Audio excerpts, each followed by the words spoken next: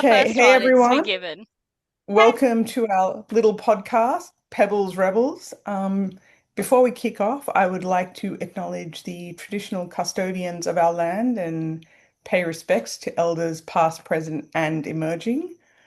And so we're just going to kick off. So how about everyone introduce themselves? I'm Kirsty. I am in Adelaide. I am Janu and I'm in Sydney. I am Kira and I am in Newcastle. And I'm Bernie, and I'm in Marylands. And welcome to And welcome to Pebbles, Pebbles Pebbles Rebels. Rebels, NF.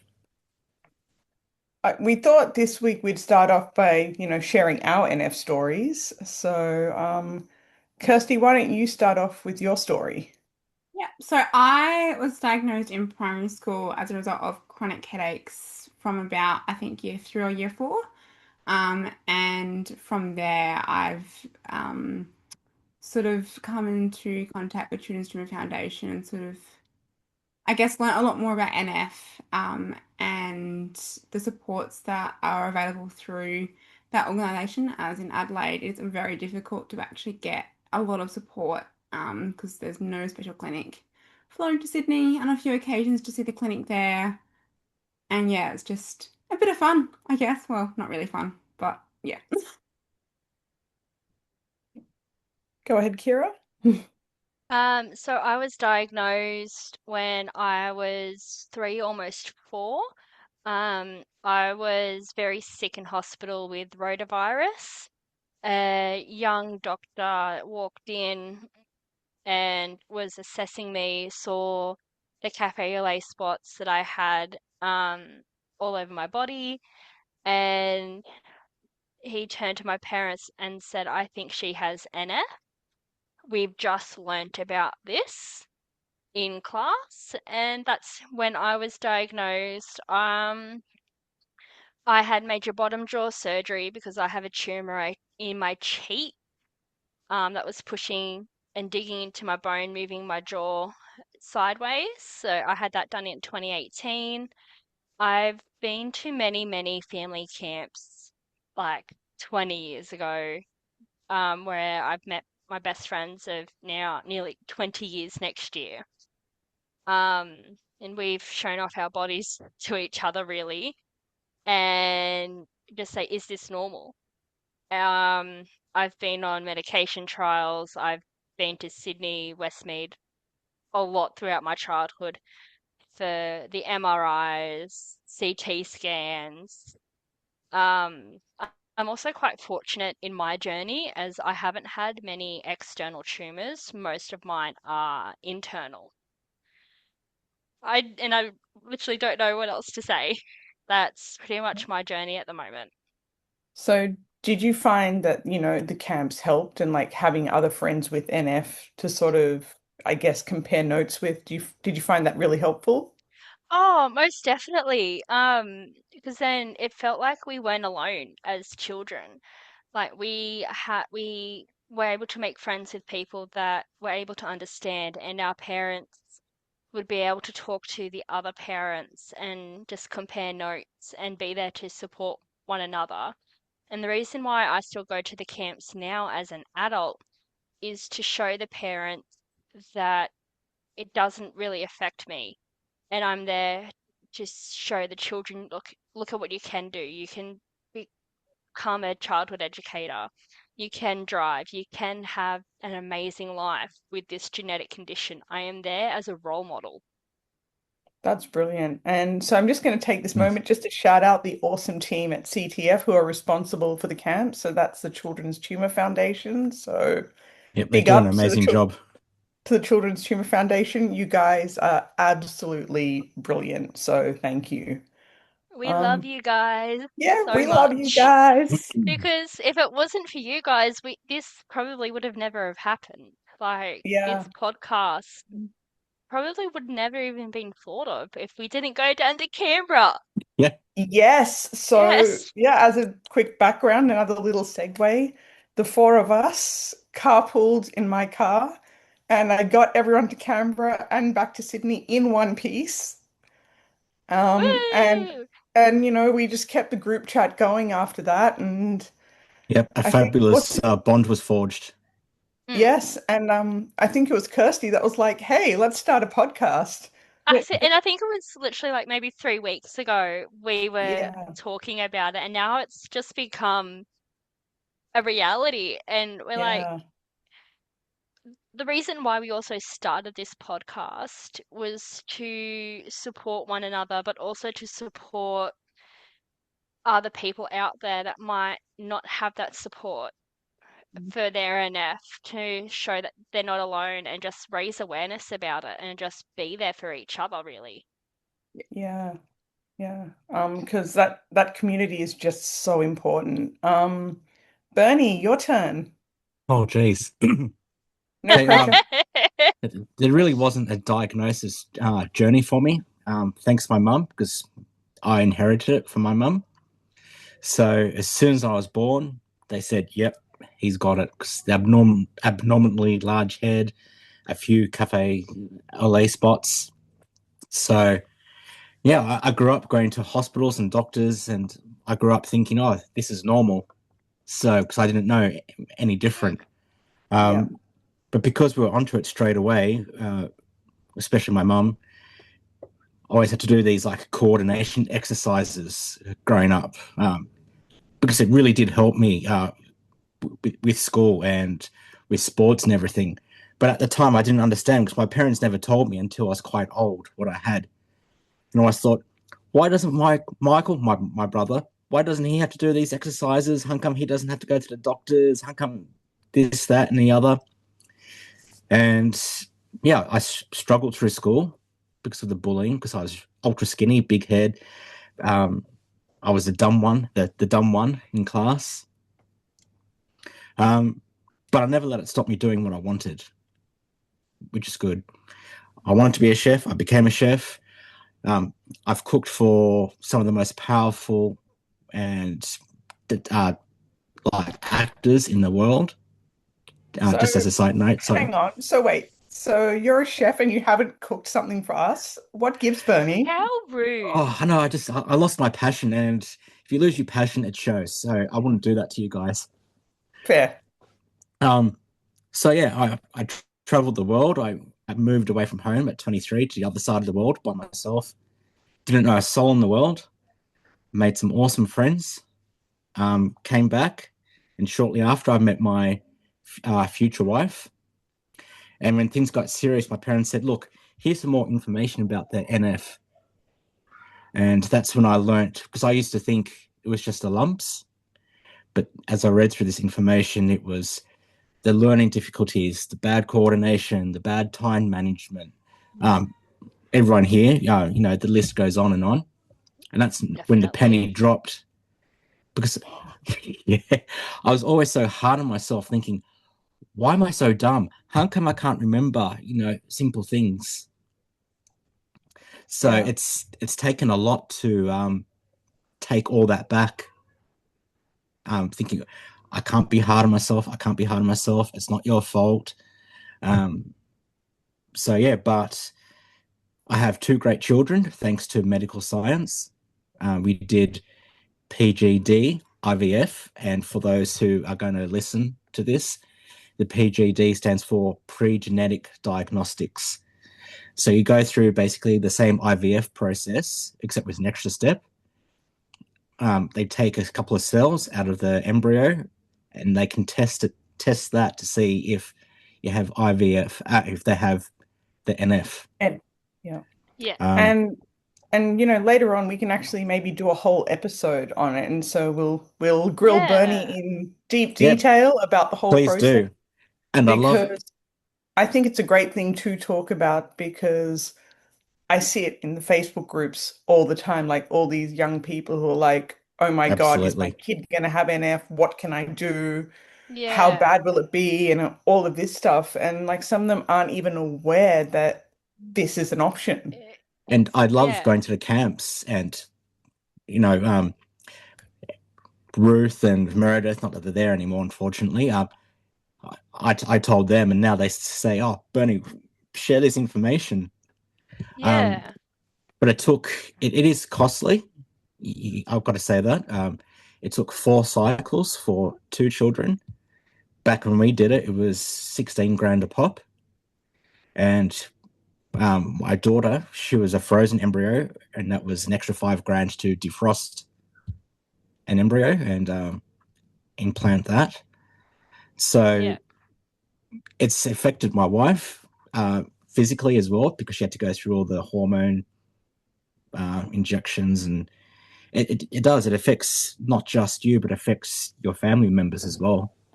There we are. So So yeah, yeah, the PGD IVF, it was yeah. a And journey. you were just saying it cost $16,000 a pop, and then your wife had to go through a lot of hormone therapies and things. So Yeah, a lot of injections, a lot of I forget what the tablets are, where the tablets go up the for the Yeah. ladies, pessary or something. Um, so yeah, it's stressful for her as well. And then I felt bad that she had to go through all that as well. But hey, I did you have to offers. talk, did you have to talk to psychologists and things as well in the process? Oh yeah, it was a process. You go to your GP, ask for a referral, and then you go to the clinic, and then you Yeah. go through. Oh yeah, this happens, and you have to go for blood tests, Uh, psychology, okay. tests for STDs. I should probably save it for the interview where we actually talk about PGD. So Yeah. and then that way you No, can actually answer in detail about the Yeah, process you went through. hmm. And Um, but what's yeah, your story, Janu? Sorry, Maddie. yes. no, Didn't that's realize you that's were fine. almost Go. finished. So mine was a little bit different. I actually when my family moved to Sydney, I got very bad asthma. And so my GP referred me to a pediatrician that specializes in asthma. And it was while he was examining me, he spotted the cafe au lait spots, the large head, and all of those things. And he actually then, that's how I was diagnosed by accident.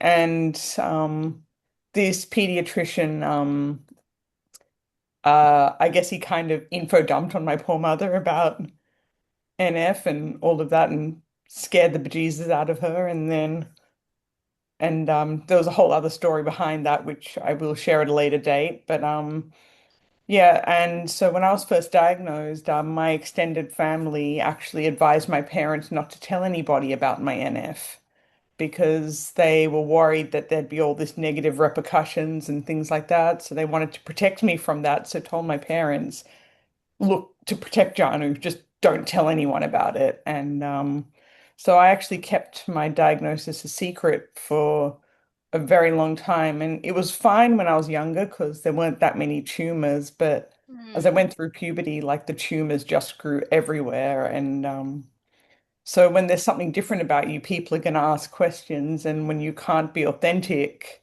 it makes it hard to sort of, I guess, form a bond with people. And so yeah, anyway, so I kept it a secret. And then in 2019, I had to shave my hair off for an operation. And that's when I kind of shared my story and I turned it into a fundraiser for CTF, which I've shared that story before. But I actually didn't know anybody with NF growing up because I had to keep it a secret. And there were no NF camps. There was no Hmm. Children's Tumor Foundation. There was the NF Foundation of Australia, but that was actually just a paid membership and there was not much support. Hmm. Yeah, That and there was that not was much when it was support back yellow, then. wasn't it? Correct. And Because I've got the original hat. yeah, and so I didn't know about any camps or anything, so it was a very lonely sort of thing growing up. And, I kept going to the children's hospital for, checkups and all of that. But then when I became an adult, they were kind of like, well, you're not a kid anymore, so we can't see you. So that was when I was about 22, 23-ish, or maybe a bit older than that. And so then and there was no adult clinic. So I sort of fell into this medical abyss. And then Yeah, somehow I found the Children's Tumor Foundation in 2019, and then they put me in touch with doctors. And I found the adult NF clinic and I started getting treatment again. And it was at that point they were like, oh, you're getting your regular breast cancer screenings, aren't you? And I was like, my what now?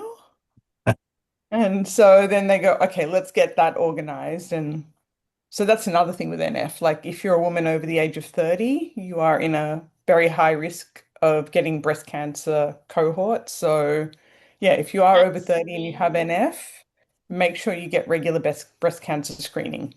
Yeah. Anyway, so My yeah, so that's kind of how I sort of found CTF and and mm, then because of my fundraiser, they actually asked me to become an ambassador and the rest, as they say, is history. But yeah, I will share my story more in depth later. But yeah, that's my NF yeah. story. That's really Did cool. you find that you were given a lot of misinformation when you were diagnosed? Yes, so when I was first diagnosed, the NF clinic at the Children's Hospital, which was in Camperdown, um, was still in its infancy, and there wasn't a lot of information about NF back then. So I didn't know anything about it. And because I wasn't supposed to tell anyone about it, my parents didn't give me all the facts right away, Mm. probably just to shield me from information so then I wouldn't have to lie or, obfuscate information. So yeah, so there was that. It was very lonely and very depressing. Yes. And I went to an Definitely. all-girls high school, so I was bullied. I went through all kinds of crap because of that. And obviously when you look different, people treat you very differently as well. So Mm, there was that. And then obviously the learning difficulties and all of that. And now, just like Kira, I go to the camps just to show parents that, your kid can grow up and have a happy and fulfilling life. And like an NF diagnosis is not the end of the world. yeah. And yeah, so yeah, that was my journey. And so yeah, now try and speak out publicly about life with NF, just, Mm, to raise awareness and also give people hope that yeah. it's not the end of the world. Yeah, I think also going back Mm, to like the Neurofibrosis Foundation of Australia, I had a teacher sort of talk to me about that when I was, well, I think my parents about it when I was in high school, but kind of thought, you know what, as a kid in high school, I kind of thought, well, that's very cliche and not cool and all that kind of sort of those conceptions we have, particularly when you're in high school. And then it was only in my final year of my bachelor degree that I actually finally had a uni that was willing to listen to me about my NF and about the condition and how it affects my learning. I was lucky until then to have really supportive heads of program who they actually had a son with a disability, and because of that, they understood that, like, they gave me those extensions when I needed them. And then this Yeah, particular mm, lecturer who had known me since they were on placement in local government working with the youth committee that I was a sort of steering group I was on. They didn't discover I had NF until they were teaching me at uni. Went, why haven't you told me this earlier? And it was only from then that I started feeling more confident to actually start talking about my condition and sort of, and then 11:30 at night this podcast idea was formed. So yeah. I think yeah, like I was very different. Like I have always been extremely open about my NF with everyone. Like if someone asks, I'm like, yeah, I've got this. Like that's what yeah, this little nodule here is. I've got a tumor in my palate, my yeah, chest. And I was talking to one of my run club friends. They said, "Oh, did it affect your speech?" Because she's an adult speech therapist. I'm like, it kind of did, and I was in speech therapy as a kid, and she was just so interested of how a tumor in my palate was affecting my speech as a little kid. yeah, I was asked. Awkward silence. um I like a speech pathologist at one point and they did I think endoscopy and I had a small cyst in the back of my throat, but it wasn't worth them doing anything about because of the risk factor. Mm, Um, and that's sort of the thing as well as like, yeah, yeah. But also Yeah. but and training doctors as well in primary school. I asked to go to my local hospital in primary school and they were asked to work out what my condition was. And obviously, yeah, NF, we get white patches on our MRI scans, which often people with NF have once every 12 months, particularly when they're younger, just to monitor tumor growth and whatnot for those who yeah. mm, had it before. And I lost count of how many MRIs I've had. actually, it's a lot of same. the training doctors misdiagnosed me as having MS instead of NF because they weren't looking at my skin, they were just looking at the brain scans and going, oh, she's got MS.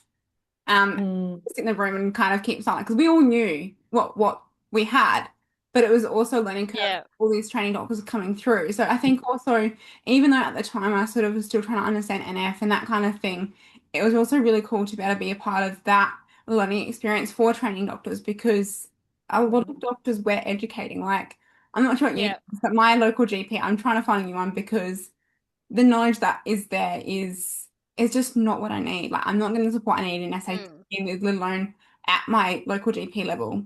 They keep throwing drugs at you, as you know, like try the yeah. options. And I'm at a point now in SA where I'm being palmed between three or four different departments to try and manage my condition.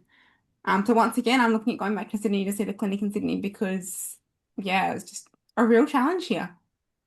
It's My interesting because I've actually randomly ran into doctors, just out in the wild, and sometimes some of them have actually known what NF is, and they're like, "Oh, is it okay if I ask you some questions about your NF?" And I'm like completely blown away because I've actually had the flip side where I've gone and seen a specialist, and I'm like, "Oh, I have neurofibromatosis," and they're like, "What's that?"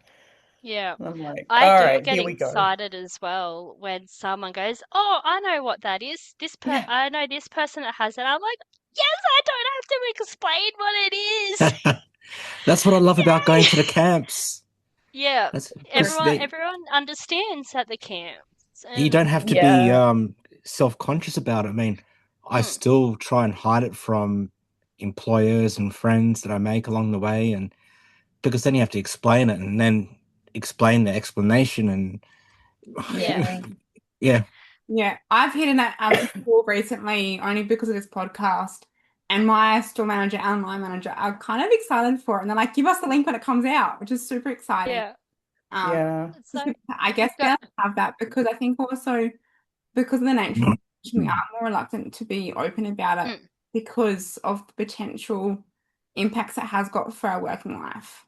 Yeah. yeah, And it's like I'm lucky I have a really good employer Mm. whose yeah, parents, same. actually my boss's parents are both doctors, so like I think he's also gotten a little info from them as well. I think. I could be Yeah. wrong, but It's he's just fair. very understanding.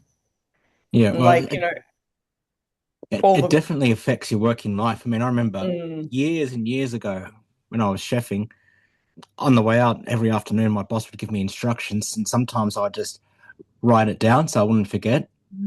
And one time he screamed at me, going, "Oh, if you need to write that down, you're in the wrong industry."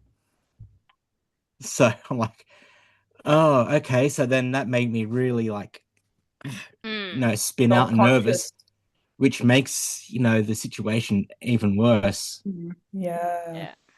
I'm quite lucky with So, my boss. She's very understanding. Like, I was meant to go down to the skin clinic on Friday, but I've moved that to end of May because I want my mum to come along with me. And I sent my boss a message saying, "Hey, my medical appointment that I have on the 24th of April is now the end of May." She goes, "Okay, good, awesome. I will cancel your leave for you." Yeah. But also, quickly going back to um, not telling doctors about it, my mum and I actually scared an optometrist one day. I went and got my eyes checked and everything, and she got this really concerned look on her face, Oh no. and and she grabbed out this book, flicked through it, looked at me, flicked through it again, found what she wanted. She says to me and my mum, "I'll be back in a minute." She goes out, grabs someone, and they talk very quietly in the room, and they turn to us and go, "Do you know she has lymph nodules to do with a genetic condition called NF?" And mum goes, "Yes, we know about it. She has NF." The look on her face, the sigh of relief, she was like, "Oh, thank God." It was absolutely hilarious. Yeah. I think that just shows the empathy of that doctor that she was just like, oh my God, I'm going to have to deliver this Yeah. earth-shattering information. Whereas Mm.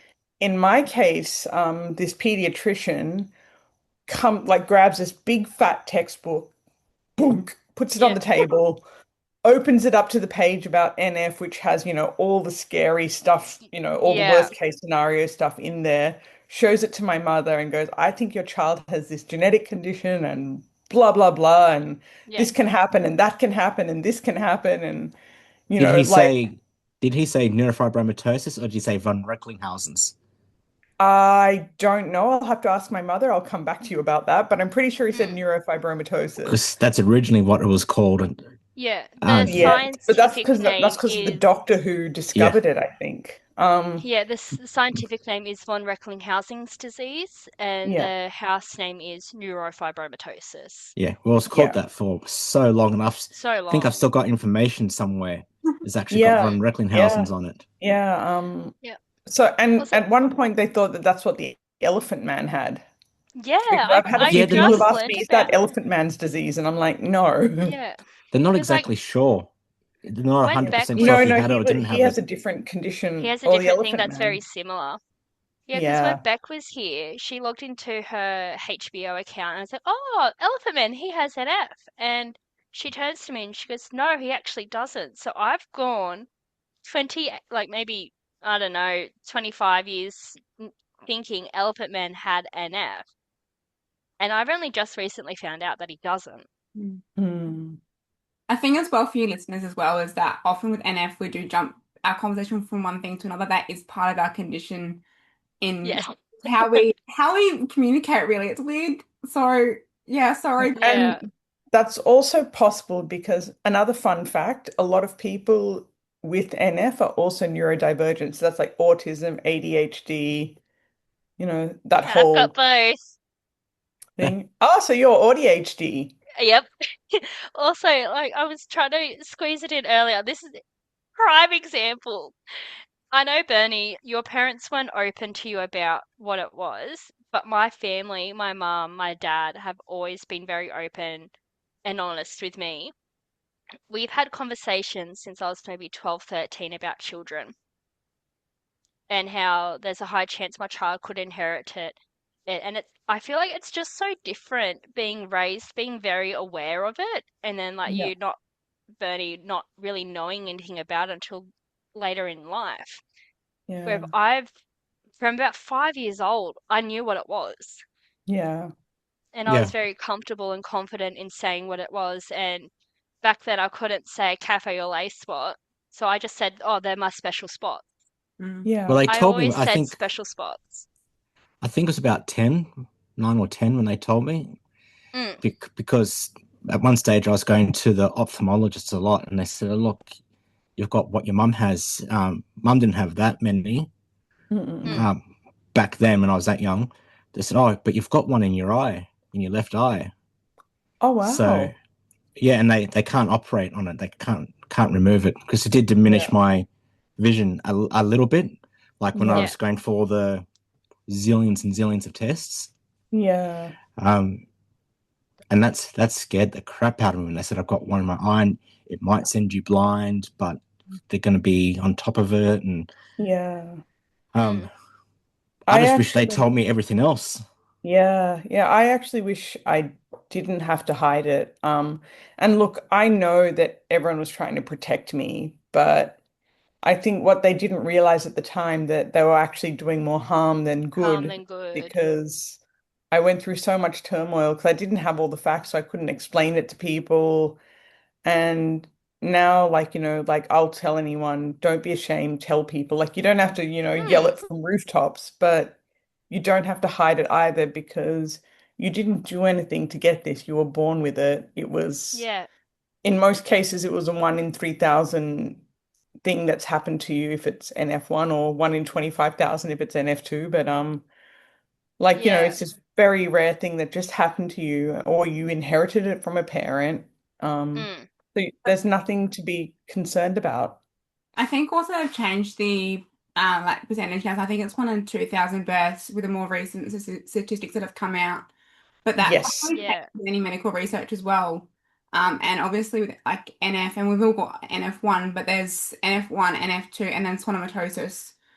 Um, Yeah. so we'll dive into the other ones a bit later as well. But Yeah. yeah, there's not a lot of research in Australia either, which makes it incredibly difficult to actually get much support. So a lot of the research is done in the States.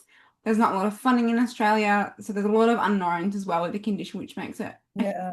Yeah, huge. just to backtrack a definitely. bit, backtrack a bit. Sorry. Uh, for some of those who, well, most of us know anyway, I'm just going to say it, that if you have a parent has it or if you have it yourself, it's a 50% chance to pass it on Correct. to a child And And then genetically. if and yes, and both if parents have it, it's a 75% yes. chance. I thought it was a 100% chance No, if both no. parents. 75. 75. How does that work? Who Um, knows? I will actually explain that in a future episode. I will draw up the little Yeah, Punnett squares and explain it. yeah, Because Full that's one. disclosure, I am not a doctor. I am not a biologist or any of that stuff, but this is just what I've like gleaned from what I've read up online. So yeah, I will Because share it in a future episode. that's another yeah, thing. 20 years ago when I met my future wife, and things started getting serious, we were telling her family about the NF, and I'm like, "Well, he looks fine. Just have the baby. It doesn't matter." And it's like, There's a it's 50% chance of them getting it, but there's also a higher chance of it being worse than what we have it. yeah, Yeah, there's and no guarantees. Yeah, and then you have to take a deep breath and say, "Yes, I'm fine," but as I get older, things become worse, and there's no way of yeah. knowing It's like how the I child it'll affect the child.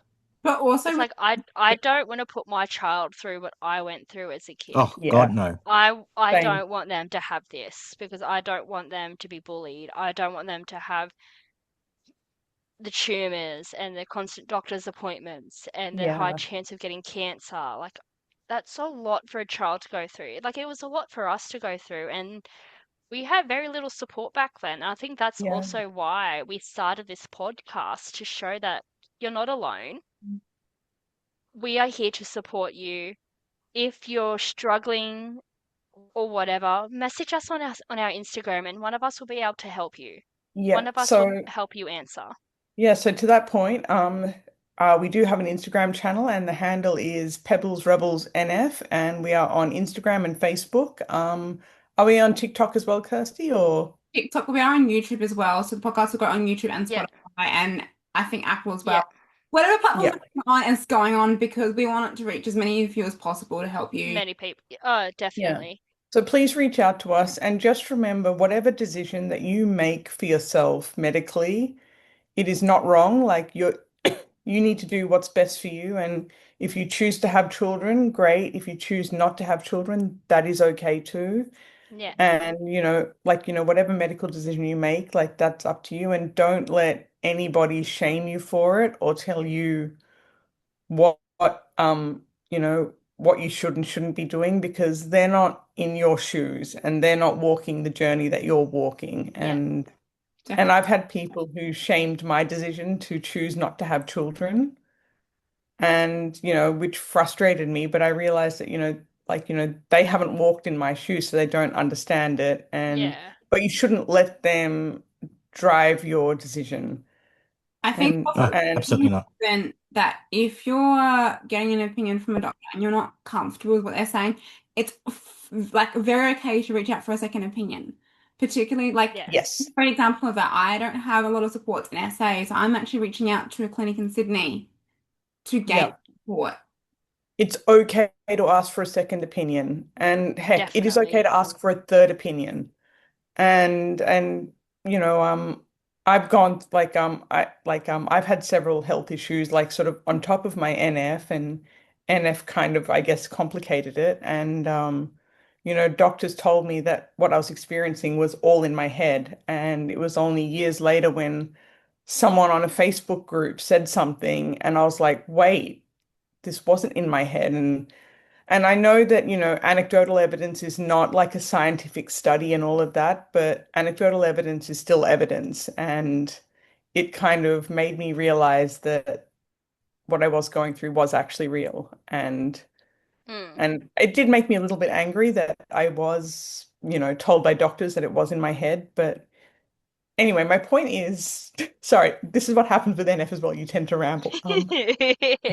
My point is, it's okay to get a second opinion and also follow your gut because, your gut is sometimes right. You know your body and you know sort of when something doesn't feel right. So get a second opinion.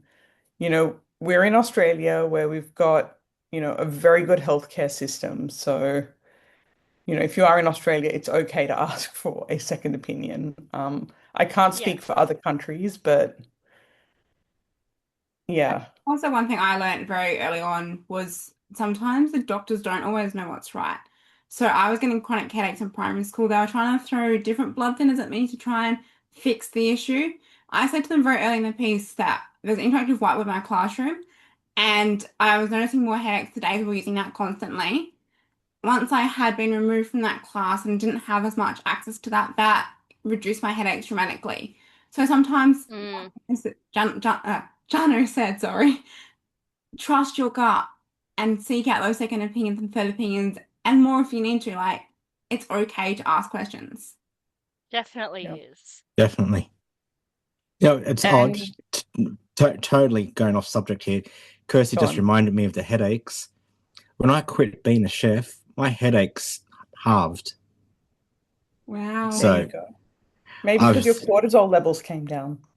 well, I don't know. I mean, it was a very stressful job, Hmm. but I still get frequent headaches. Like I get them in groups actually. I won't have a headache for a few weeks and then I'll have them every day for about 2 weeks.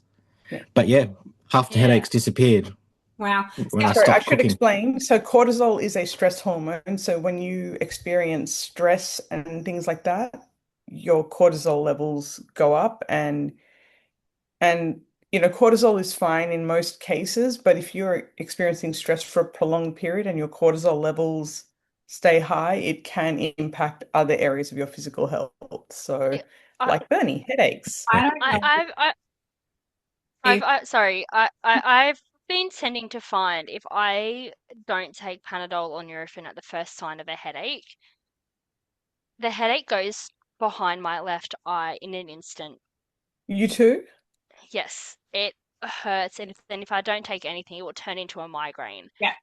Yes. And that's only been happening in the last, I want to say 18 months. Yeah. And I had a migraine. I was getting a migraine like twice a month last year. And it got to the point where it's like now I have migraine wafers if it gets to that point. But See, now I don't get them, I but still I Do still get you the want to explain pressure. what migraine wafers are, Kira?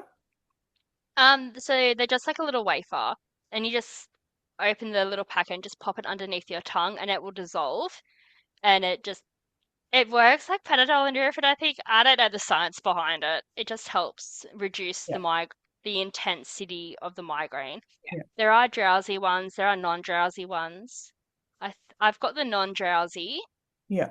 ones, and it just helps to get rid of it that little bit quicker Yeah. For without me, it's having to behind the right take. eye. Yeah. yeah, see, I've Yeah. been having migraines for probably the last, I reckon, 10 years. I've been on the wafer for quite a while. And Mm. I'm at a point where I still get headaches pretty regularly. And Yeah. then I got put on the migraine wafer, but I was told to take Nurofen and Panadol together. But please don't take this as medical advice. Check with your doctor before you do this. Um, Yes. Please, Definitely. anything we say on here is not medical advice. Please, seek a professional opinion. We're not doctors, but we are speaking just from our Yes. personal Yeah. Experiences. experience. I sometimes find if I have something sweet to eat, along with a couple of Nurofen, it Yeah. helps. Yes. I've been told to drink Coke or I've have heard even a caffeine. doctor say, go and get a small cheeseburger meal wow. if you can. Yeah. Something got to do with the sugars and the certain Yeah. amount of fat in it. It just Mm.